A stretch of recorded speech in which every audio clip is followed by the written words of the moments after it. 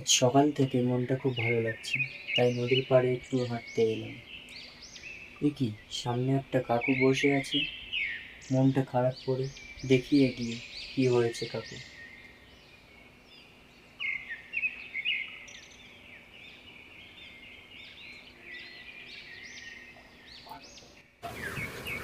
এ কি কাকু, আপনি মন খারাপ করে এখানে বসে আছেন, কি হয়েছে আপনার?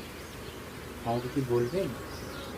আপনি অনেকক্ষণ ধরে দেখছি আস্তে আস্তে আপনি মন খারাপ। কি বলবো বাবা, আমার সমস্ত কিছু কেড়ে নিয়েছে এই নদী। আমার ঘর বাড়ি, আপনজন, আপন মানুষ সবই কেড়ে নিয়েছে।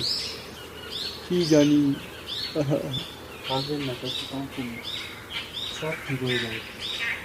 এমনি দেখি কাকুটা উঠে চলে যাচ্ছে, মন খারাপ করে কি যেন বিড়বিড় করতে করতে চলে গেল। কথাগুলো শুনে আমারও ভালো লাগলো না, মনটা যেন খারাপ হয়ে গেল হঠাৎ করে। আমিও আর আগের দিকে গেলাম না, মনটা কেমন একটা ভালো লাগছিল না। আমিও বাড়ির দিকে আসছি, পথে কথাগুলো বারবার মনে পড়ছিল। মনের ভিতরে সেই কাকুর ভাবনা চলছে।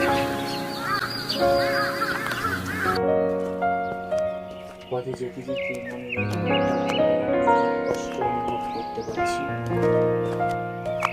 এক পলকেই যেন মনটা আবার ভেঙে গেল কাকুটার কথা শুনে।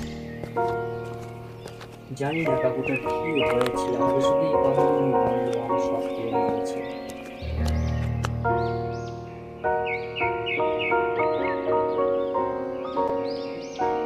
মা, মা, মা,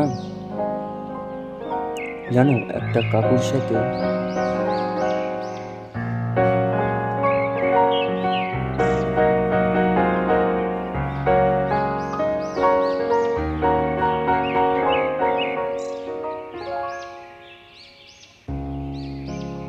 মা জানো একটা কাকুর সাথে দেখা হয়েছিল রাস্তায়।